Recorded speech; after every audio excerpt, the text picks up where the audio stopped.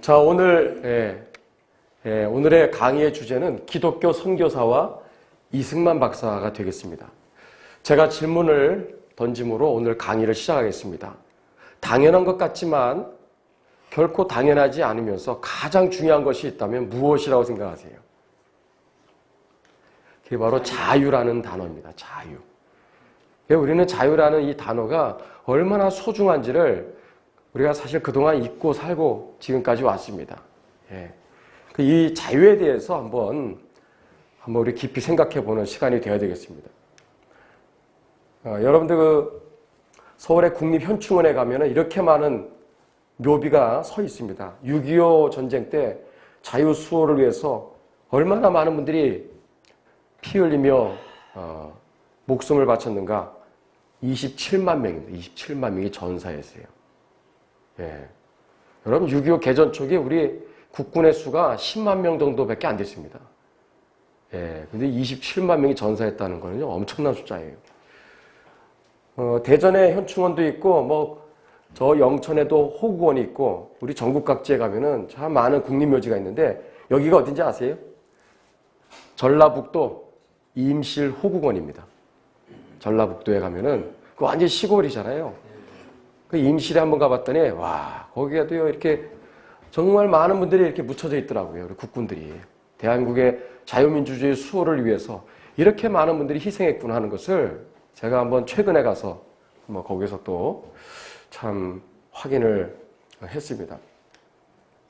얼마 전에 대전에 다녀왔어요. 여러분 여기가 어디냐면 대전의 보라매 공원이라는 곳입니다. 거기 공원 옆에 3년 전에 이러한 추모비가 하나 드디어 이제 세워지게 됐습니다. 대전지구전투 호국 영웅비예요. 6.25 동란 때 이 대전이 한 7월 20일에 함락되는데 대전 전투 때 이 대전을 지키기 위해서 미군들이 몇 명이 죽었을 것 같아요? 미군들이 818명입니다. 818명. 818명의 미국의 그 꽃다운 젊은 군인들이 대전을 지키다가 818명이 장렬하게 산화해서 목숨을 바쳤다는 사실을 결코 잊지 말아야 돼요. 이게 30년 전에 세워진 게 아닙니다. 불과 3년 전에 세워진 거예요. 이런 게 너무나 중요한 거예요. 이런 게 있어야 우리가 자유의 소중함을 깨닫게 되는 거거든요. 6.25 이야기 잠깐 할게요. 여러분들 이게 가평이죠? 그 다음에 이게 서울입니다. 6.25 전쟁 때 지금으로부터 68년 전이에요. 1951년 4월 23일에서 25일까지 3일 동안 가평에서 굉장히 치열한 전투가 있었습니다. 그게 이름하여 가평전투예요. 우리 국민들은 잘 모르더라고요. 가평전투. 여러분 이 가평에서 정말 수를 셀 수 없는 수많은 중공군들이 무혈입성해서 서울을 향해 진격해 내려왔습니다. 이 가평을 이제 지나는 이 과정에서 이 가평에서 이 중공군들을 막아서기 위해서 얼마나 많은 유엔군들이 싸웠는지, 얼마나 많은 유엔군들이 희생했는지 혹시 아세요? 이 가평 전투에 긴급 투입되었던 유엔군들이 바로 영연방, 바로 군인들입니다. 영연방 그러면 4개 나라예요. 어디죠? 영국, 뉴질랜드, 호주, 캐나다. 요 4나라 연합군이 가평에 긴급 투입이 되어서 이렇게 나무로 진격해서 서울을 향해서 진격해 가고 있는 중공군들을 막아서는 일을 3일 동안 한 거예요.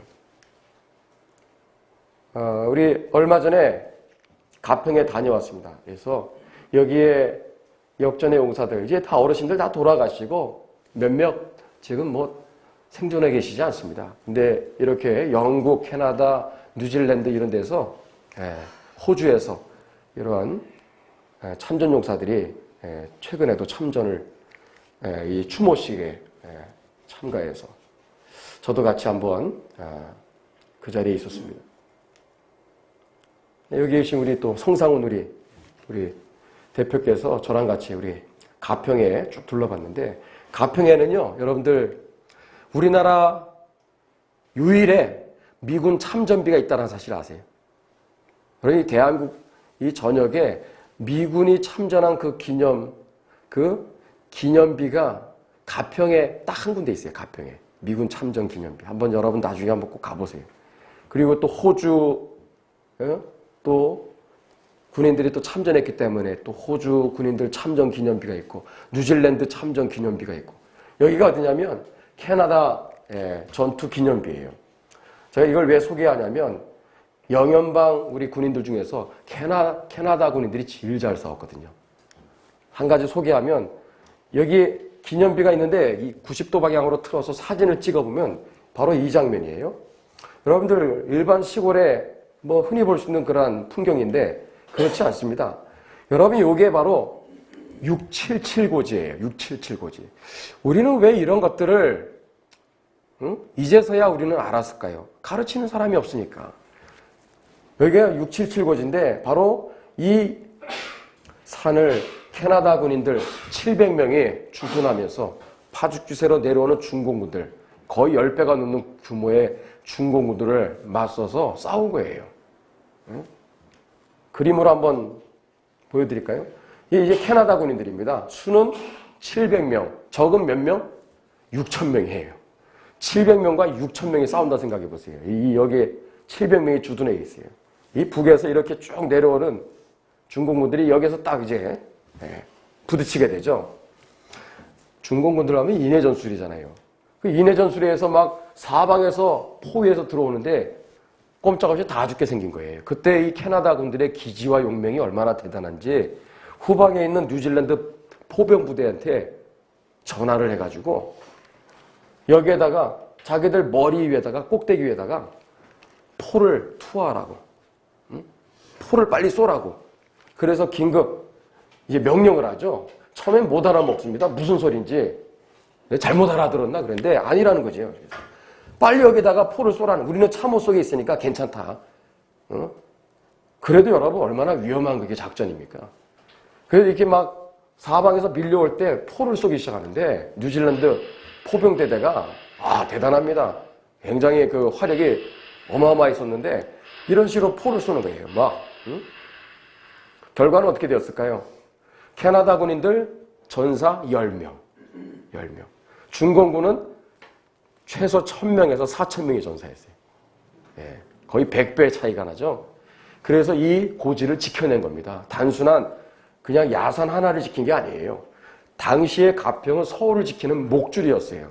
이거 빼앗기면 그냥 서울 빼앗기는 거예요. 또 세 번째 서울을 적의 수중에 빼앗길 판인데 이때 캐나다 군들이 잘 싸웠기 때문에 막아선 거예요. 그런데 캐나다 참전 우리 뭐 기념식이라든지 무슨 호주, 뉴질랜드, 미군이 있는데 뭐 같이 우리 또 지난주에도 갔다 왔지만은 한국 사람들은요 거의 뭐 찾아볼 수가 없습니다. 다 연로하신 할아버지들 몇몇 이런 분들 또 취재진들 그게 전부예요. 뭐 지역에 있는 주민들도 별로 거의 보이지도 않습니다. 가평 전투가 얼마나 중요한지를 우리 국민들이 몰라요. 여러분들 호주에는 가평거리가 있어요. 캐나다에도 가평거리가 있어요. 가평대대가 있습니다. 가평대대. 그들은 지금도 가평이라 이름을 잊지를 않고 있거든요. 근데 우리는 지금 전혀 모르잖아요. 그러니까 자유의 소중함을 모르는 거예요. 대전현충원에 얼마 전에 다녀왔어요. 이게 뭘까요? 바로 연평해전. 제2연평해전 때 전사한 우리 6명의 우리 용사들의 바로 묘를 여러분들 보고 있습니다. 윤영아 이렇게 소령, 한상국, 조천영, 박동혁 다 이름들이 여러분들 익숙해야 됩니다. 이 6명 잊지 말아야 됩니다. 또 다른 곳으로 갔더니 천안함 46 용사들의 묘비가 이렇게 쭉 서 있어요. 이렇게 쭉. 이 전체가 46명의 우리 용사들이 잠들어 있는 곳입니다. 제가 참 깜짝 놀랐던 것, 너무나 아쉬웠던 것은 이 대전현충원은요 정말 엄청납니다. 넓이가. 서울의 국립현충원과 비교가 안 돼요. 어마어마한 넓이에 이러한 저녁에 이렇게 많은 자유수호를 해서 많은 분들이 이렇게 지금도 잠들어 계시는데 제가 얼마 전에 가서 느낀 거지만 또 몇 번 제가 계속 갑니다. 틈틈이 시간 있을 때마다. 갈 때마다 느끼는 거지만 서울에도 마찬가지고 대전의 국립현충원, 임실의 호궁원, 영천의 호궁원 이런 데를 갈 때마다 느끼는 것은 제일 보기 힘든 게 뭔지 아세요? 사람입니다. 사람. 여기에 사람들이 없어요. 사람들이. 찾아오는 사람들이 없어요. 사람 보기가 하늘의 별 따기입니다. 예. 여러분 이게 뭐예요? 이게 저기 연평 해전 때 연평도 포격이 있었죠. 예, 연평도 포격이 있었어요. 예. 이때 서정우 하사, 문광욱 일병 두 분이 당시에 이제 전사를 했죠. 귀한 정말 꽃다운 생명이 산화해서 쓰러져 갔는데 이 두 분이 이렇게 또 지금 잠들어 있습니다. 근데 이런데도 누가 있어요? 사람이 아무도 없잖아요. 저는 늘 이런 게 참 아쉬워요. 어디를 가든지 자유수를 위해서 희생한 분들을 추모하고 기념하고 찾아오는 사람들이 이렇게 없습니까? 그게 너무나 그것이 아쉬운 거예요. 자유의 소중함을 모르는 이유가 무엇일까? 자유의 역사를 배워보지를 못했으니까. 가르치는 사람이 없잖아요. 학교에서 뭐 가르칩니까? 국가 공권력에 나서서 헌법에서 자유를 삭제하겠다고 오히려 거꾸로 가는 판에 자유에 대한 단어도 사실 듣기도 쉽지도 않고요. 자유의 역사? 이런 것도 다 생소하지 않아요? 이렇게 자국의 역사에 이 자랑스러운 자유 수호의 과정을 가르치지 않는 나라 대한민국밖에 없을 거예요. 그러니까 자유의 가치를 모르죠. 그리고 자유가 위기에 빠졌을 때 이거를 지키려는 의지가 있겠습니까? 역사를 모르니까. 자유의 역사를 반만년 다 따질 거 없어요. 구한말부터 선교사님들에 의해서 자유가 서서히 들어왔기 때문에 1885년 4월 5일 언더드 아펜젤러를 시작으로 자유가 태동된 역사를 기점으로 본다면 지금까지 130여 년의 역사가 135년의 역사가 자유의 역사라고 말할 수 있어요. 7단계로 제가 한번 나눠봤어요. 자유의 뭐죠? 태동. 구한말 시대 때 선교사님들 통해서 희미하지만 들어오기 시작합니다. 그러다가 일제시대 때 그나마 있었던 최소한의 자유마저 다 빼앗긴 그런 자유의 박탈 시기, 일제시대죠. 자유의 시작, 건국의 역사, 위기가 오죠? 호국투쟁의 역사. 우리가 대표적으로 알아야 될 것이 제주사상 공산폭동, 여수 14인대 반란, 그 다음에 6.25 전쟁이 되겠죠. 5년 동안의 호국투쟁의 역사를 꼭 기억해야 됩니다. 이게 굉장히 중요합니다, 이게. 그 다음에 자유의 축복의 시기, 지금이 바로 그런 시기죠. 그러나 우리가 알아야 될 게 6번째, 7번째가 있다는 거예요. 자유의 완성 단계가 뭘까요? 뭐예요? 통일한국이죠.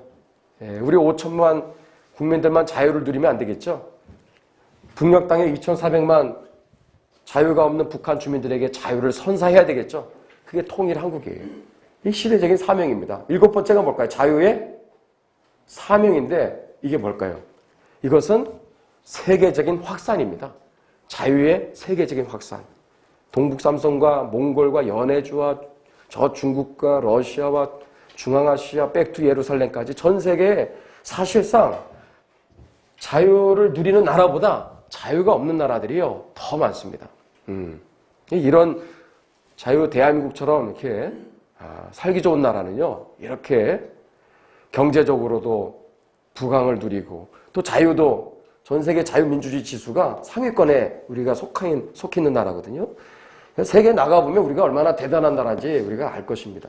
이 자유의 이 사명이 뭐냐? 이러한 자유를 전 세계에 우리가 나누어주는 그런 나라가 돼야 돼요. 이 기독교 용어로 말하면 선교 한국이 있죠. 일반 용어로 말하면 글로벌 선진 한국, 글로벌 선진 한국의 바로 미래가 되겠죠. 이해가 되시죠? 이게 하나의 전체 그림이 되겠습니다. 저는 오늘 자유의 이 태동의 역사 그리고 일제시대의 이야기를 중심으로 한번 이야기를 한번 펼쳐가겠습니다. 여러분들 불과 최근입니다. 반만년 역사 따져볼 때 120년, 130년 전의 역사는요. 불과 정말 종이 한 장 차일까요? 불과 최근이라고 말할 수 있어요. 120년, 130년 전의 사진입니다. 구한말 시대, 아니 우리 반만년의 역사를 설명하는 사진을 제가 딱 꼽는다면 이 사진이에요. 이 사람들은 누굴까요? 이따 나옵니다. 구한말 시대 때 우리 당시에 우리 한국인들의 삶을 요약한다면 이렇게 단어로 정리할 수 있어요. 안 좋은 건 다 있죠. 그러니까 헬조선입니다. 헬조선. 지금의 헬조선이 아니라 불결하다, 게으르다, 무기력하다, 뭐 이렇게 천연두 콜레라, 질병이 정말 창궐하며 수만 명씩 죽어가고 이런 시대였어요. 자, 이런 건 뭐 시간 관계상 지나가겠어요. 윤치호 선생님입니다. 여러분 구한말에 미국에 한 10여 년 동안 유학 가셨죠? 미국 가셔가지고 미국의 밴드빌트 대학에서 영어 영문학과 졸업을 합니다. 대단한 거예요. 미국 에머리 대학교에서 신학 석사를 취득을 합니다. 그 우리나라를 향해 태평양 건너오는데 제물포항에 들어온 때가 1895년 2월 15일이에요. 10년의 미국 생활을 다 마감하고 인천의 제물포항에 딱 이분이 내렸을 때 여러분들 그 감회를 이렇게 얘기하고 있어요. 우리 보통 뭐 외국 갔다가 우리나라 들어오면은 얼마나 좋습니까? 역시 우리 집이 최고야. 우리나라가 최고야. 그렇지 않아요? 근데 이때는 안 그랬다라는 거예요. 이분이요, 눈물을 흘리면서 이때 이러한 심정을 이렇게 기록으로 남겨놨어요. 내 딴 형편에 이렇게 고향에 닿았던 오늘처럼 행복하고 기쁜 날이 어디 있으랴. 기쁜 일이죠. 그러나 지금처럼 비통한 일이 다시 없었노라. 우리 조선 일꾼들 희고 너덜너덜한 옷은 더러워 까매졌고 집들은 땅보다 높다 할 게 없고 쌓여있는 오물에서 풍기는 역겨운 악취는 사방에 널리고 차마 볼 수 없는 가난, 무지, 멍청한 사람들, 헐벗은 사냐들 이 모두가 다 지켜줄 리 없는 이 조선의 가련한 모습을 대변하고 있구나. 이게 좀 와닿죠? 이 당시에 비참한 헬조선의 모습을 잘 말해주고 있습니다. 여러분들 가장 큰 문제는 무엇이었을까요? 자유가 없다라는 게 가장 제일 큰 문제였어요. 아까도 그런 문제들 불결하고 뭐 질병이 창궐하고 미신 뭐 이런 것들도 심각한 문제였지만 자유가 없었다라는 게 가장 근본적인 문제였어요. 자, 우리 구한말에 자 마지막 왕이 누구냐? 고종황제죠. 고종황제 때 나라를 빼앗겼으니까. 자, 고종황제가요 대한제국의 국제를 공포합니다. 헌법을 이제 공포한 거예요. 1899년 대한제국을 수립하면서 2조가 뭐죠? 2조 한번 읽어볼까요? 시작. 대한제국의 정체는 3조는 대왕제께서는 무한한 군권을 향유하시니 누가 생각납니까? 차이가 있을까 없을까요? 차이가 없어요. 무소불위의 권세를 자기 혼자 누리겠다라는 거예요. 나머지 우리 민초들은 자유가 있다 없다? 자유가 없어요. 자기 혼자 무한한 군권을 향유하겠다라는 거예요. 만세불변의 전제전치다. 독재하겠다. 그런 얘기거든요. 실제 또 그랬고 황제와 함께 3% 정도밖에 안 되는 그러한 양반들이 대다수의 바로 민초들과 백성들의 삶을 지배하고 다스리고 군림하던 시대. 그게 바로 반만년의 역사였고 그리고 구한말의 바로 풍경이었습니다. 반만년에 여러분들 뭐 멀리 내다볼 거 없고 이게 115년 전에 찍은 사진이에요. 최근입니다. 양반들이에요. 한 3%밖에 안 됐습니다. 뭐 5%도 있고 7%, 8%, 한 10% 미만입니다. 조선시대 때 왕들마다 시대마다 조금씩 차이는 있지만 10%를 넘은 적이 없다고 보시면 돼요. 거의 뭐 소수 특권층입니다. 이 사람들 누구냐? 아까 사진 봤죠? 노비입니다. 노비. 조선시대 때 노비 관련 불편한 진실 소개합니다. 15, 16세기 노비의 전성시대였어요. 몇 명이에요? 가장 미관 말직이라고 해도 아무리 못 가져도 100명 이상을 가졌어요. 대단한 겁니다. 이건 세계적인 기록이에요. 이맹현 정삼품이에요. 758명의 노비를 소유했어요. 758명. 판서와 정승급에 해당하면 아무리 없어도 최소 1,000명의 노비를 거느렸어요. 1,000명 세상에. 세계 역사의 넘버원은 뭐냐 이거예요. 세종의 5번째, 8번째 왕자. 각각 몇 명? 노비 1만 명, 1만 명. 지방에다가 이제 분산 배치해서 수용을 했다고 그러죠. 최대 규모입니다. 여러분 이걸 아셨어요? 17세기 경상도의 전체 인구가 있으면 그 중에 42에서 64%가 노비입니다. 노비. 야, 엄청납니다. 제가 상암동에 사는데 그 근처에 아현동, 가자동, 합정동 있잖아요. 요 세 동네를 합친 게 2374명인데 이 중에 노비가 몇 프로? 73%, 73%. 제가 이때 태어났으면 제 신분이 무엇이었을까요? 노비였겠지, 노비. 응? 보나마나. 응? 아니, 지역 인구의 73%가 노비라는 사실, 여러분, 이게 있을 수 있는 일입니까? 응? 예. 그래서 참고로 한번 여러분 꼭 읽어야 될 책이 있어요. 이영훈 교수님이 쓰신 세종, 그는 과연 성군인가? 우리나라 노비 관련 이 연구에 가장 독보적인 분이 이영훈 교수님입니다. 꼭 한번 읽어보세요. 그래야 조선시대 때 얼마나 이 신분제도가 참 비참했는가, 우리 민초들의 삶에 자유를 얼마나 억압하고 탄압하고 말살했는가를 알 수가 있는 거예요. 사극 이런 거 보지 마시고. 예, 사극에는 그런 건 전혀 안 나옵니다. 사극이 우리를 다 배려놨어. 예, 괜한 환상을 가져다 주는데 조선시대 때 실제 삶은요 그렇지가 않습니다. 이게 팩트예요.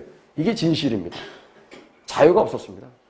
그리고 진짜 더 비참했던 사람이 백정이죠. 7천반이라고 7계층의 가장 최하층 계급이 있어요. 그 중에 백정 있고, 뭐, 광대들도 있고, 갓밭이라고 들어보셨어요? 가죽으로 신발을 만드는 분들. 여기 종로 5가에 운집해서 사셨던 분들이죠. 그런 분들이 다 여기 있었던 분들이죠. 여기 승동교 옆에 다 백정들 다. 백정들이 또, 사실은 승동교에 와서 또 거기서 예배도 드리고, 옛날에 구한말 시대 때 다 그래서, 지금까지 오는 교회들 아닙니까? 진짜 불쌍한 사람들은 누구냐? 누구예요? 여인들입니다. 여러분들 구한말의 풍경입니다. 규수, 양반의 정말 그 자제들은 가마를 타고 돌아다녔고 일반 백성들 또 하층 계급의 여인들은 이 좀 왕골로 짠 가리개 있죠? 이거 패션쇼 하는 거 아닙니다. 이거를 쓰고 돌아다녔어요. 대낮에. 얼굴을 보여서는 안 됐죠? 꼭 중동의 부룩 하나, 뭐예요? 이렇게 푹 쓰고 돌아다니는 여인들의 모습과 다를 게 하나도 없었어요. 그 칠거지약 여러분 한번 소개하면은 이게 이 조선시대 때, 야, 이런 칠거지약이 있었다는 거 아세요? 그러니까 헬조선이 바로 진짜 조선시대가 헬조선이죠. 응? 시집을 갔는데 7가지 중에 하나를, 만약에 위반했다. 여기에 해당이 된다 그러면 이혼 사유가 되는 이혼 사유. 위자료 없이 그냥 나가주셔야 돼. 나가버려야 돼. 보따리 싸들고. 여러분, 이 네 번째가 뭔지 아세요? 제가 여러 번 얘기했는데 말이 많은 경우. 말이 많은 경우가 칠거지약의 하나입니다. 여인들 중에 말이 없는 사람이 있어요? 건강한 건데 말을 해야죠. 사실 말을 많이 하는 게 얼마나 좋은 건데. 물론 절제도 해야 되지만 말이 많다는 게 어떻게 악입니까? 이혼 사유가 되는 거예요. 7번째가 뭐예요? 나쁜 질병이 있는 경우. 이게 칠거지약입니다. 이 학생들한테 이런 걸 우리가 가르쳐야 돼요. 이런 거를. 헬조선이 지금이 아니라 조선시대가 헬조선입니다. 로버트 무스라는 선교사의 그 글에 보면 이런 게 있어요. 여인들은 남편들에 의해서 코가 잘리고 발이 화상을 입고 빈사 상태로 구타를 당했다. 이게요 무슨 0.00001%의 사이코패스의 무슨 만행이 아니라 이게 다반사였어요. 일반적인 이게 항상 어느 동네 어느 마을을 가든지 늘상 있는 그러한 풍경이었어요. 여인들이 절규를 하고 비명을 질러 뭐 하는 건지 한번 문을 열고 들어가면 뭐예요? 남편이 식칼을 가져서 아내의 코를 베어버리는 그런 시대가 불과 120년, 130년 전이었어요. 그래서 서재필 선생님이 뭐라고 그래요? 야, 정말 세상에 불쌍한 인생은 누구다? 조선의 여편네다라. 조선의 여편네. 이게 불과 최근입니다. 반만년 비교해 볼 때. 제가 하나 재밌는 얘기 할게요. 이거 아시는 분 아시겠지만. 이게 우리 여인들의 이름이었죠. 조선시대 때. 남아 선호사상이 지배했기 때문에. 이름이 다 이랬어요. 제발 아들을 낳아라 이거죠. 자꾸 딸만 낳으면 끝순이야. 너 그만이야. 그러면서 딸의 이름을 그렇게 줘줬어요. 막내, 땡칠이, 종말이. 제일 황당한 거는 섭섭이더라고요. 섭섭이. 이게 I am sorry입니다. 영어로 I am sorry. 근데 선교사님들이 와서 세례를 줄 때 성부와 성자와 성령의 이름으로 이름을 거명할 때 야, 이거 이름 바꾸라. 그래서 이렇게 이름을 바꾼 거예요. 예. 이 여성들의 인권 신장이 다 기독교 선교사들을 통해서 시작된 겁니다. 그게 뿌리예요, 뿌리. 도르카라는 이름이 있죠? 이게 성경에 나오는 이름이거든요. 1900년에 평양에서 50살 날 아줌마가 있었어요. 이름도 없었어요. 이런 이름도 없었다가 세례식 날 도르카라는 이름을 선물로 받아요. 자기가 50년 동안 이름이 없었는데 드디어 이름을 갖게 되었다고. 그러면서 감격하면서 그렇게 눈물로 고백하는 그런 일이 1900년 평양에서 있었습니다. 예. 참 때를 잘 만난 거예요. 우리는 지금. 그죠? 감사히 여겨야 됩니다. 여러분 이분이 태어날 때 이름이 섭섭이야. 섭섭이. 앞에 첫째부터 여섯째까지 다 죽었어. 조산에서 죽고 병들어서 죽고 일찍 죽고 다. 예? 그러니까 아들이 얼마나 귀해. 그래서 아들 그랬는데 딸이 나왔네. 에라이 넌 이름 섭섭이야. 섭섭이. 그렇게 이름을 줘줬는데 여기 상동교회 있잖아요. 예? 남대문 저기 상동교회 스크랜튼 선교사님이에요. 상동교회를 설립한. 이분이 이름 어떻게 줘줬을까요? 당신은 섭섭이 I am sorry가 아니라 뭐라고 줬어요? 멜리스. 아까 여기 보이세요? 미리사가 영어로 멜리스야, 멜리스. 그래서 성은 차시니까 차 미리사 여사가 됐는데 훗날 덕성여대를 설립하는 설립자가 되는 거예요. 이분이. 이게 다 뿌리입니다. 이게 다 우리 예? 근대화의 다 효시는 다 이렇게 해서 온 거예요. 한번 읽어봅시다. 시작. 예. 반만년 동안 한 번도 가난에서 탈출한 적이 없어요. 왜 그럴까? 우리가 머리가 안 좋아서가 아닙니다. 열심히 일을 안 해서가 아니라 신분제도 때문에 신분제도. 체제는요. 그렇게 중요한 겁니다. 체제라는 건. 당신이 얼마나 똑똑하냐, IQ가 160, 170이냐, 얼마나 부지런하냐, 성실하냐, 아무리 장점을 가지고 있어도요. 북한에서 태어나 보세요. 북한에. 빛을 발하지 못하고 그냥 무덤까지 가는 겁니다. 반만년 우리가 그렇게 살았던 거예요. 조선왕조실록 518년 역사 내내 우리는 항상 가난했어요. 굶어 죽어가는 사람이 늘 있었고 심지어 조선왕조실록에는 매년마다 빠짐없이 들어가는 기록이 뭐냐면 사람이 사람의 인육을 뜯어먹었더라. 예, 이게 조선왕조실록입니다. 이 유네스코에 등재되어 있는 자랑스러운 우리의 문화유산인데 결코 자랑스럽지 않은 그러한 이야기들이 거기에 있는 거예요. 이게 바로 뭐예요? 체제의 문제, 체제의 문제. 아무리 우리가 열심히 해도 왕조체제, 이런 군주체제 하에서 있는 한 절대로 우리는 잘 사는 나라 될 수 없다는 거예요. 그거를 선교사님들이 봤던 거죠. 더 나아가 자유가 없이는 뭐가 없다? 구원도 없다라는 거예요. 구원. 선교사님들은 이 지상에서의 삶이 전부가 아니잖아요. 천국을 소개하고 또 예수님을 전하고 또 구원을 위해서 이 땅에 태평양 건너 오셨는데 보니까 이 신분제도 때문에 이게 안 되는 거예요. 이게 뭐 백정한테 전도한들 교회 올 수 있습니까? 여인들한테 다가갈 수 있어요? 말도 못 꺼내는데 노비한테 전도하면 교회 올 수 있습니까? 거의 뭐 물건이나 마찬가지인 자유가 없는 인권이 없는 그러한 사람들을 어떻게 구원해냅니까? 그러니까 신분제도가 이게 해체되지 않으면 새 세상에 오지 않으면 발전도 구원도 없다라는 것을 정확히 간파했던 거예요. 자, 이런 바로 선교사님들이 이 땅에 최초로 온 바로 공식적인 바로 그날 바로 사진입니다. 이 배는요 바로 청룡호예요. 세이류 마루호라고 하는 이 배 누가 타고 있었죠? 언더두와 아펜젤러가 1885년 4월 5일 또 이날은 부활주일이더라고요. 또 공교롭게도 그날에 인천의 제물포항에 입항합니다.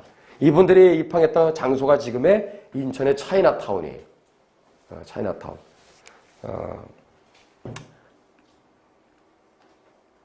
자, 이분들이 왔을 때 그냥 왔겠어요? 몸만 온 게 아니죠.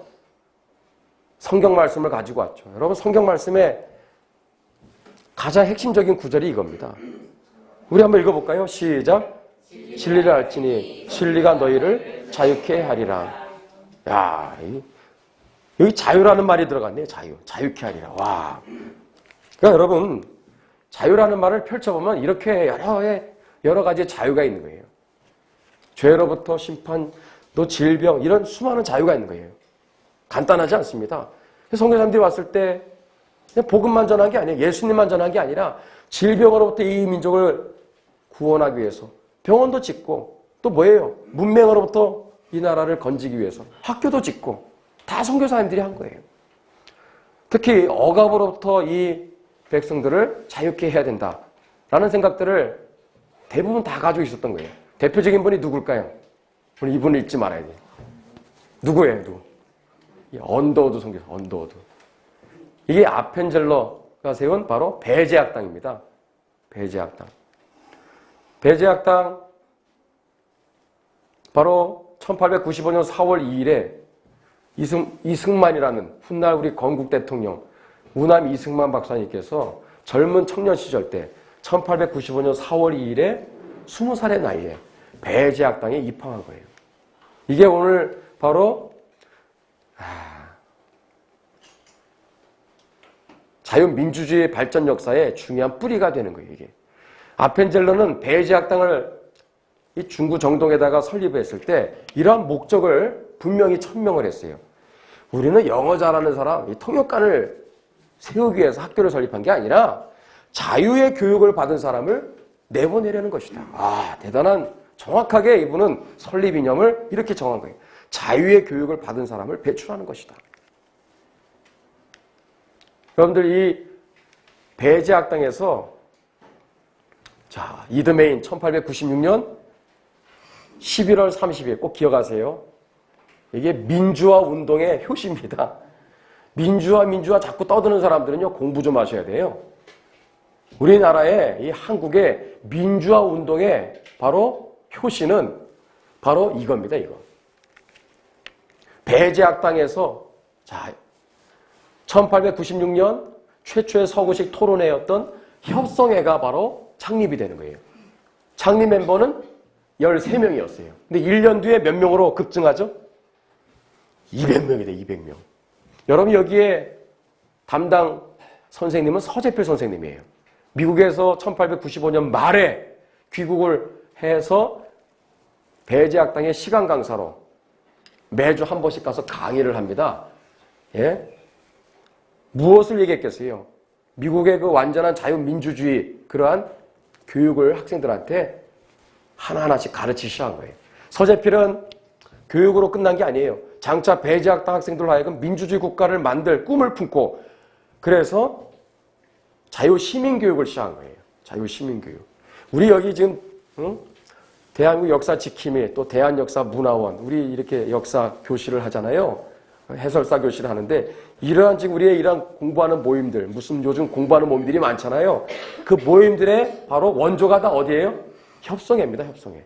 자유시민교육을 바로 이때 시작한 거예요. 우리나라 반만년에 한 번도 없었던 놀라운 일이 드디어 시작된 거예요. 여기에서 동의, 제청 등 회의법을 가르친 거예요. 서재필 선생님이. 1년 뒤에 200명으로 급증합니다, 이게. 또 나중에는 윤치호 선생님이 또 같이 가담을 하는데, 여러분, 윤치호 선생님이 만든 신조어가 있어요. 바로 연설이라는 말, 연설. 연설, 강연, 다 윤치호 선생님이 만든 거예요. 이게 다 기독교 다 이 뿌리에서 나온 겁니다. 이 민주화 바로 운동의 뿌리입니다. 여기서 시작된 거예요. 장소는 어딜까요? 정동제일감리교회입니다. 여기서 이 모임을 시작한 거예요. 예. 그래서 1년 만에 13명에서 200명으로 급증한 거예요. 정동제일감리교회. 한국의 이 자유민주주의 바로 민주화 운동의 바로 시작이 여기서 시작된 거예요. 엉뚱한 데서 우리는 찾는데 아닙니다. 여기에요. 훗날 우남 이승만 박사님께서 회고록에 이렇게 썼어요. 내가 그 당시에 배제학당에 들어간 거는 영어 공부해서 좀 스펙 쌓으려고 그렇게 들어간 건데, 야, 영어보다 더 중요한 거 깨달았다. 그게 뭐예요? 정치적인 자유의 개념이었다. 이거를 훗날 고백한 거예요. 여기서 말하는 정치적 자유의 개념이 뭐냐? 설명함이 이거예요. 이게 이제 독립정신이라는 책에 있는 내용을 제가 잠깐 발췌한 거예요. 독립정신, 이승만 바로 대통령께서 청년 때 집필한 책이죠. 여기에 보니까 세 가지 정치 제도가 있다.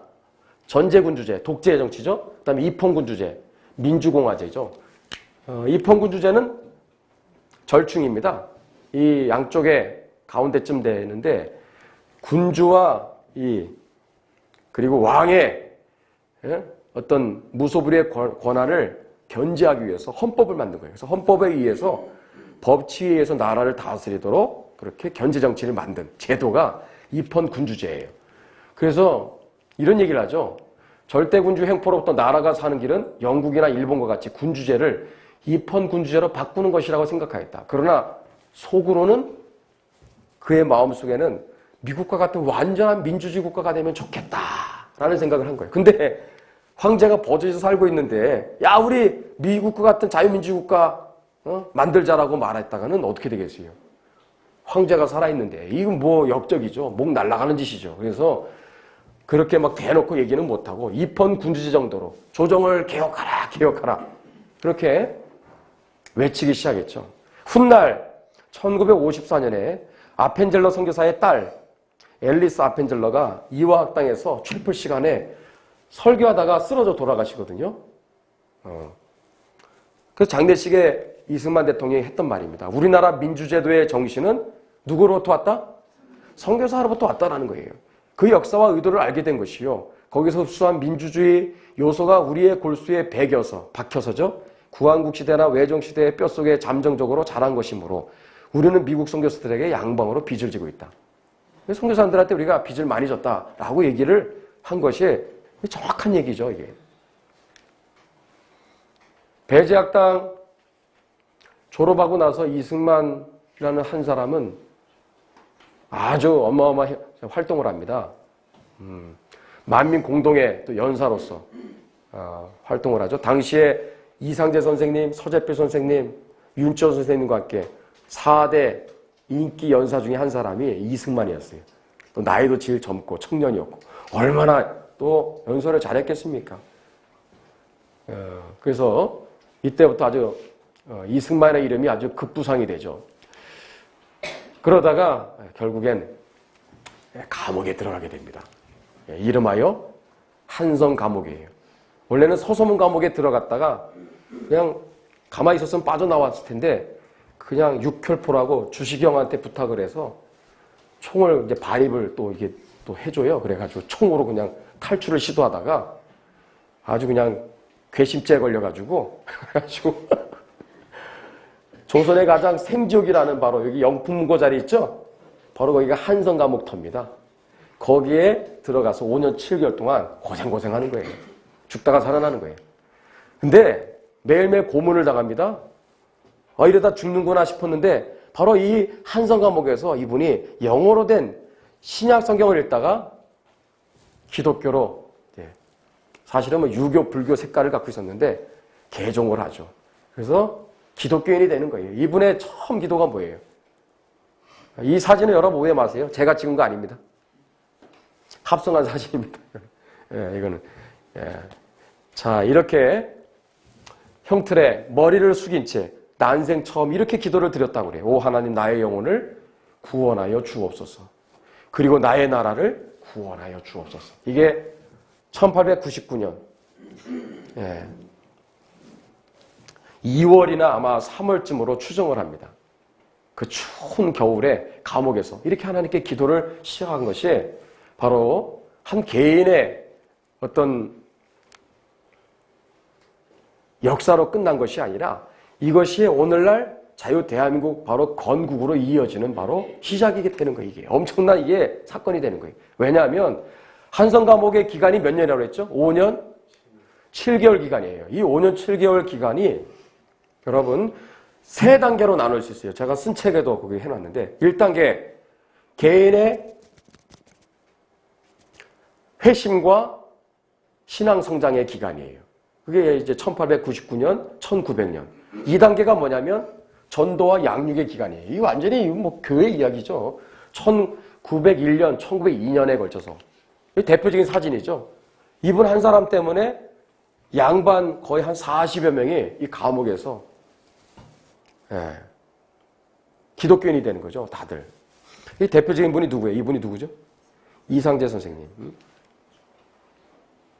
이 감옥 안에서 어떤 일이 있었어요? 이러한. 야, 옥중 학당. 청소년 학교가 있고요. 어른 학교가 있어요. 이거 아셨어요? 글로벌 완전히 수준의 세계적인 그런 교육을 했어요. 성경 가르치고 국어, 영어, 역사. 역사가 들어가네. 세계사. 일어도 가르치고요. 와, 대단합니다. 애들을 처음에 대상으로. 애들이 있었어요. 애들이 왜 감옥에 있나 그런데 부모님 대신 들어온 애들도 있고 막 등등 그래서 애들이 있거든요. 뭐 많지는 않아요. 이런 애들 대상으로 가르쳤는데 어른들이 교육거리다가 너무 좋으니까 우리도 해달라고 그래가지고 어른 학교가 개설이 된 거죠. 도서관도 운영을 해. 몇 권의 책을 구비했어요? 523권. 대여도 해. 다 이렇게 해서 기록을 해가지고 또 반납하면 또 다 기록으로. 이렇게요. 지금 기록으로 다 남겨져 있습니다. 옥중전도 아까 얘기했죠? 죽어가는 콜레라 환자들한테 어마어마하게 전도합니다. 우리가 눈여겨봐야 될 게 옥중 예배예요. 이 죄수들이 여기에서 예배 드리니까 이 예배라는 게요, 그냥 예배가 아니거든. 얼마나 위로가 되겠습니까? 소망이 생기겠어요. 자기들이 이 한성 감옥이 생지옥이 아니라 하우스 오브 블레싱, 복당이라고 자기들이 이름을 붙여요. 복당 예배가 시작된 거예요.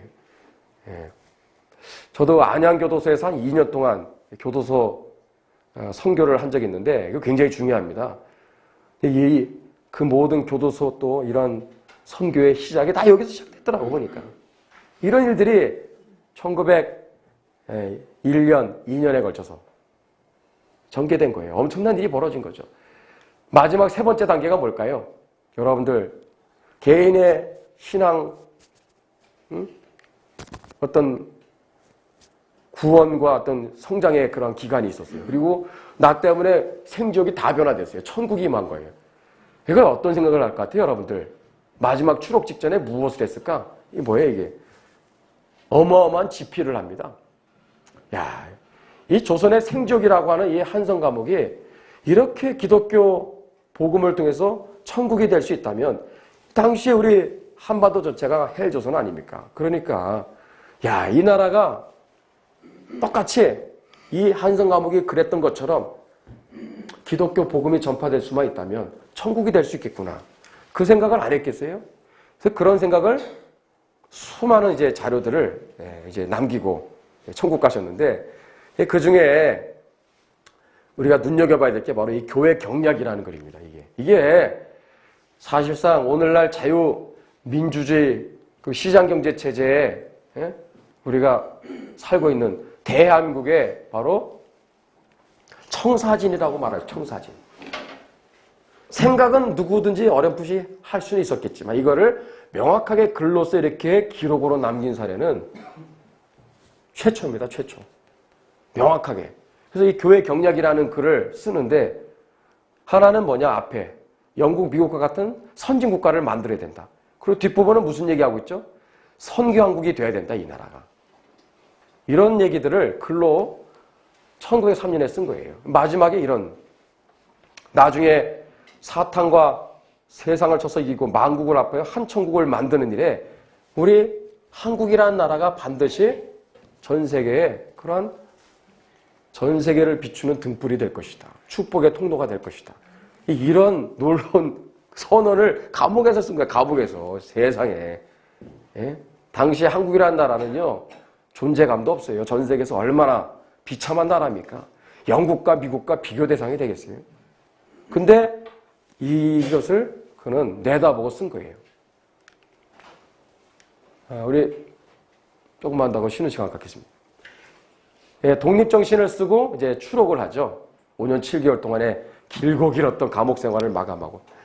이게 이분의 바로 졸업 논문이라고 보시면 돼요. 이거 4개월 동안 썼습니다. 아, 대단해요. 독립정신 읽어보신 분 한번 손 들어보세요.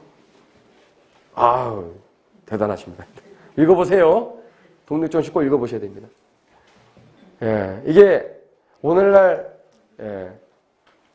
대한민국의 바로 청사진이다 보시면 돼요. 여기 뭐 항만, 도로, 뭐 자동차, 뭐 마치 100년 후에 이 대한민국을 훤하게 내다보는 것처럼 글을 썼더라고요. 마지막에 이렇게 썼어요. 기독교를 근본으로 삼지 않고는 다 안 된다. 다 헛수고다. 아무리 외교를 아무리 힘써 잘해도 소용없다. 기독교를 근본으로 해서 이 나라가 기독교 국가가 돼야 된다. 이런 얘기를 마지막에 결론으로 쓰고 있는 거예요.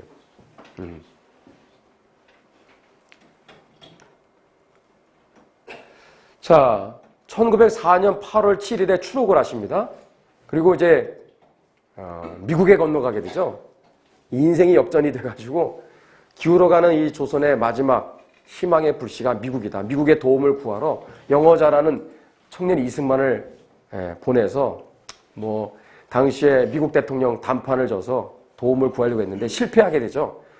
그래서 돌아오지를 않고 미국에서 조지 워싱턴, 하버드 대학교, 또 어디예요? 프린스턴 대학, 세 군데 명문 대학교에서 한 5년 동안 공부를 시작하죠. 1904년에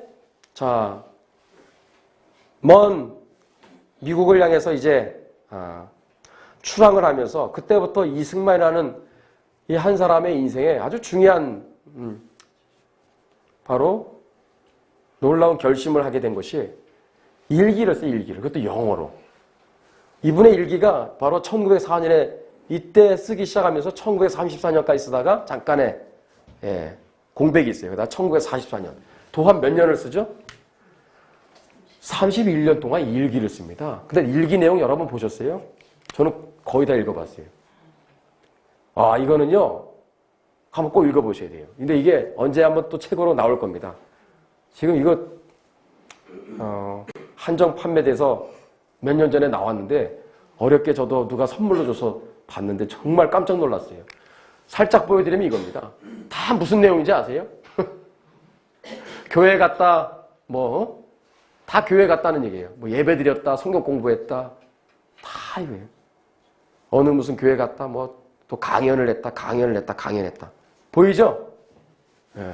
다 교회 얘기야, 교회 얘기. 다 교회 얘기예요. 그러니까 이승만이라는 한 분을 우리가 이해할 때 기독교 신앙을 빼고 이해하는 거는요, 진짜 알맹이를 빼고 헛다리 잡는 거예요, 진짜. 이분의 인생 가운데 기독교 신앙은 전부거든요, 전부. 이거를 빼고 우리가 연구를 할 수 있겠어요? 그러니까 이승만에 대해서 우리가 정말 제대로 알고 싶으면 이분의 기독교 신앙을 우리가 먼저 이해할 필요가 있는 거예요. 다 이렇게.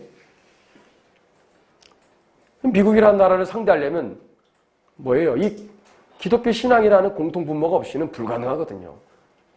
근데 이분이 또 기독교 신앙이 또 철저한 또 기독교 신앙이 또 한성 과목에서 시작이 되면서 얼마나 참 미국을 어디를 가든지 이렇게 강연을 하면서 설교를 하고 이게 바로 이게 독립운동이거든요. 얼마나 엄청난 활동을 했는지를 보세요. 강연을 했다. 또 사례비를 얼마나 받았는데 다 그것까지 적어요. 사례비. 그래서 저도 이것 때문에 저도 일기를 씁니다. 벌써 4년 돼서 4년. 저도 지금 4년째 일기를 쓰고 있어요. 예. 여러분들 이런 배경에서 우리가 알아야 될 게 이거예요. 이게 뭐죠? 한번 읽어봅시다. 시작.